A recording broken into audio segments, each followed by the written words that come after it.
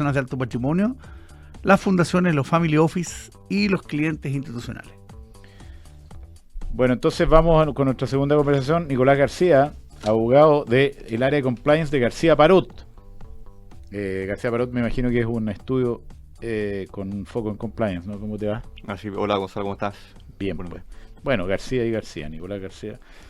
Y queremos hablar de los directorios y su rol, en este caso audio, factop, todos los problemas que han habido y que derivan formalizaciones en estos días que están en curso justamente, para hablar de la responsabilidad de los directorios que han ido aumentando su grado de responsabilidad, ¿no es cierto? Antes los directorios iban a tomar galletas, un rato se reían, pero hoy día tienen mucho que decir y mucho peso que llevar cuando se sientan en esa mesa respecto a cómo se manejan los temas de compliance. ¿Cómo te va, Nicolás? Bien, ¿y tú, Gonzalo? ¿Cómo estás? Bien. Hola, Juan Pablo. ¿Qué tal? Efectivamente, esta arista, la raíz vial que apareció en el caso Factop, ha traído nuevamente a la palestra el rol de los directorios en la empresa, principalmente porque acá hay directores que están siendo investigados. Y hoy día, con la ley de delitos económicos, la relevancia del director aumenta, principalmente porque aumentan sus responsabilidades. Entonces, acá hay algo que es bien importante y que se tiene que tener presente, porque yo sé que este programa lo escuchan muchos directores de empresa, que una persona por el solo hecho de ser director no es responsable de conductas cometidas en la empresa, pero sí tiene responsabilidad en la medida de que tenga algún grado de participación en el delito, en la conducta que se haya cometido y que sea sancionado por la ley dentro de la empresa. Ahora, hay que tener presente también que los directores tienen ciertos deberes fiduciarios. Y esos deberes fiduciarios los vamos a reducir exclusivamente a dos. El deber de lealtad, que en el fondo es privilegiar los intereses de la sociedad por sobre los intereses personales o de algún grupo en particular. Y el segundo deber fiduciario, que es muy importante y que acá sí tiene relevancia en relación con este caso Factop y cualquier otro similar, tiene que ver con el deber de diligencia. ¿Por qué? Tiene una frase muy bonita ahí, ¿no? Como que fueran sus propios negocios, ¿no? Exactamente, como un buen padre de familia. Eso dice, ¿no? Así es. Algo así. Entonces, ¿qué es lo que ocurre? Este deber de diligencia implica realizar una serie de actividades, tomar un rol activo dentro de lo que anteriormente no se tomaba tan en consideración, que es la gestión de riesgo.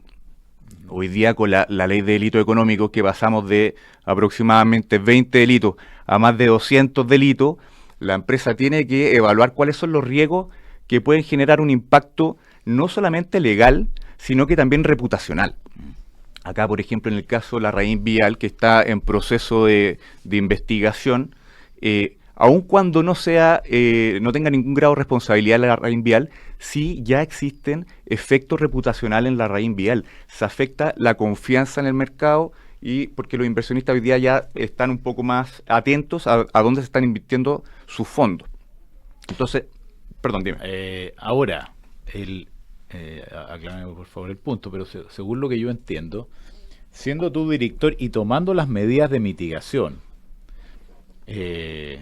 necesarias para evitar esos 200 delitos y los que se te apliquen a tu negocio, digamos, porque los 200 no se aplican todos, sino que hay, así es, descartando y viendo cuáles se podrían aplicar, sí te exime de responsabilidad el hecho que tú hayas tomado las medidas correctas, independientemente que se haya producido una falla o un problema, pensando en el caso de la raíz vial, por ejemplo. ¿Cómo ves tú eso? ¿Es la interpretación correcta, sí o no? Así es, mira, a ver, lo que ocurre nosotros, por ejemplo, cuando en García Parot hacemos una implementación de un modelo de prevención de delito, hacemos que el directorio se comprometa desde el principio. Lo peor es no tener el modelo de prevención de delito. Exactamente. Entonces, el directorio se tiene que comprometer desde el principio, porque el compliance, que viene de la cultura anglosajona, tiene una frase que es que se debe dar el tono desde arriba, el tone of the top. Porque de lo contrario es imposible que la cultura de ética que se busca con el compliance se vaya permeando hacia los distintos niveles de la organización hacia abajo. Entonces, quien tiene que dar el tono, el ejemplo de comportamientos éticos en la empresa parte por el directorio. Entonces, el director tiene que dar el ejemplo y por lo mismo, cuando tú implementas el modelo de prevención de delitos, buscas que el directorio se comprometa. Y ese compromiso implica capacitarse, participar en la designación del encargado de prevención de delitos, dotarlo de recursos, que eso es muy importante. Ustedes bien decían anteriormente que actualmente existen herramientas tecnológicas que te permiten generar una debida diligencia respecto de algún proveedor. Por ejemplo. Entonces, ¿qué es lo que ocurre?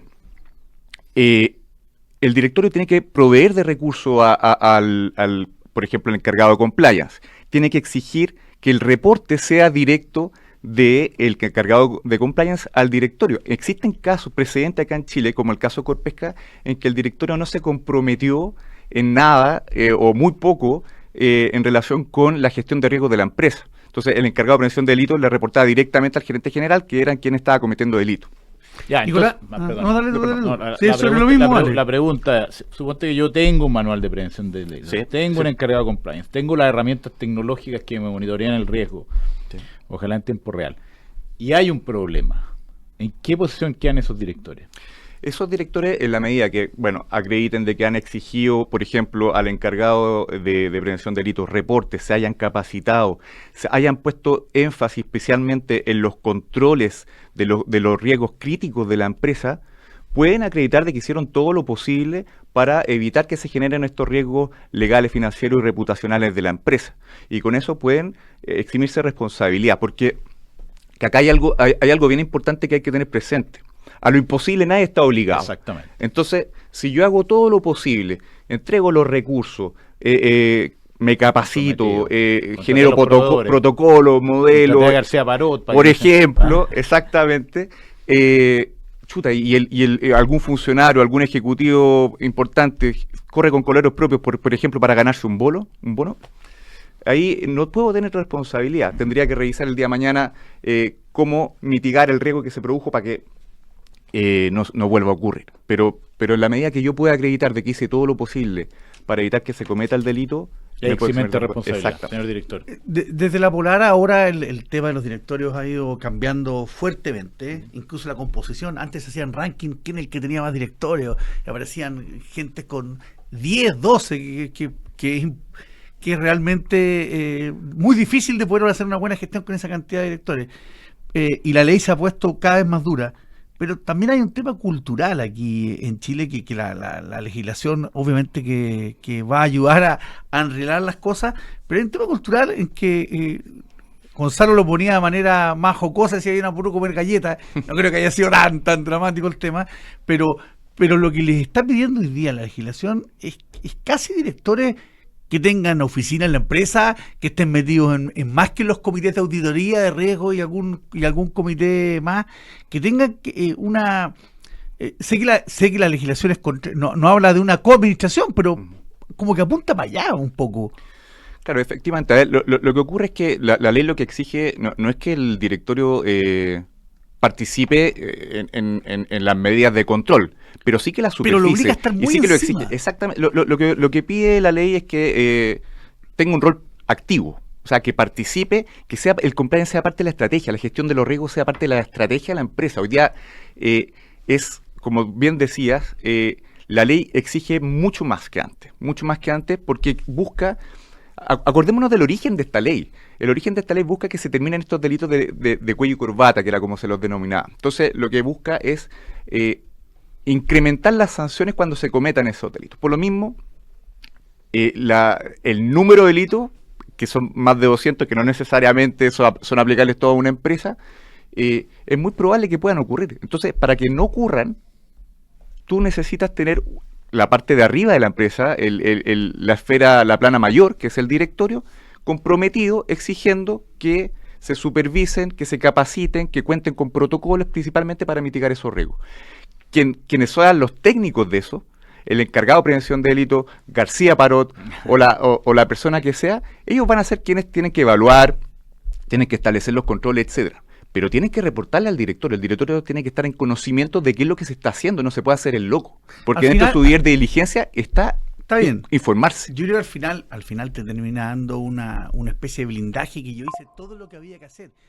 Pero ante un pillo, tú lo vas a descubrir al pillo que te hizo algo dentro de la empresa, este concepto hoy día de la administración desleal, por ejemplo, lo vas a descubrir después de que ya generó un daño, un daño fuerte. O sea, esto finalmente tampoco, no hay ley que te blinda ante eso. No, es te imposible. Blinda a ti en que hiciste todo lo que había que hacer, pero así todo hay, no sé si un queso gruyere, pero casi hay forados por todos lados donde puedes hacer trampa, lamentablemente. Claro, pero la existencia de estas medidas de control, estos protocolos que buscan mitigar los riesgos, van a disminuir estos riesgos. Y además también esta generación de cultura de ética dentro de la empresa, por lo mismo es necesario que el directorio se comprometa, va a generar también que dentro de la misma organización, ante ciertas conductas, la misma gente va a empujar a que se comporten de cierta forma. ¿Y cuáles son las medidas mínimas que tienen? A ver, partamos, supongo que hay un gallo que va en el auto escuchando y dice, chuta, tenemos que preocuparnos de esto. ¿Qué hay que hacer? Partamos por... Lo primero que se debe hacer es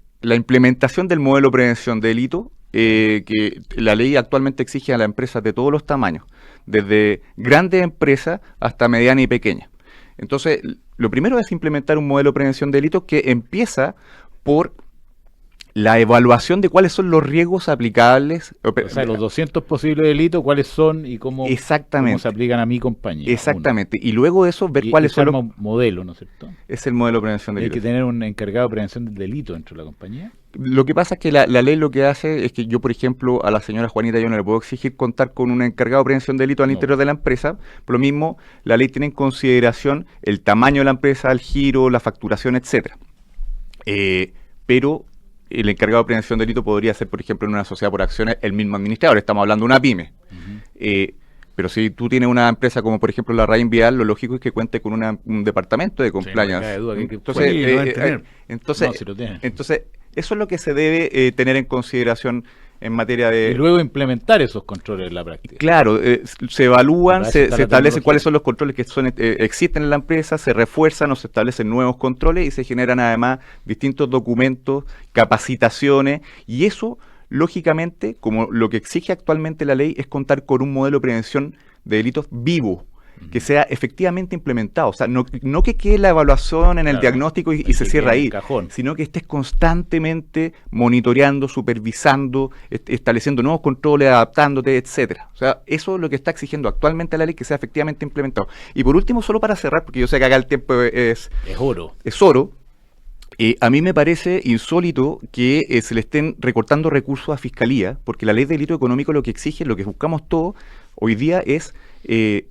atacar a los problemas de seguridad que tenemos en el país, atacar el crimen organizado, el lavado de activos, y que se le recorten recursos a la Fiscalía, que va a necesitar capacitación a los fiscales, mayores fiscales, o sea, mayor cantidad de fiscales y mayores fiscalizaciones, es insólito, es difícil implementar una ley que necesitamos todos, especialmente para atacar al crimen organizado, recortando recursos para la Fiscalía.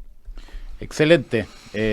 Nicolás García, entonces, abogado de socio del área de compliance de García Parot. Muchísimas gracias. Muchas gracias a usted, un gusto. Un abrazo. Bueno. Nosotros volvemos para hablar con Sebastián Pufe de Credicorp.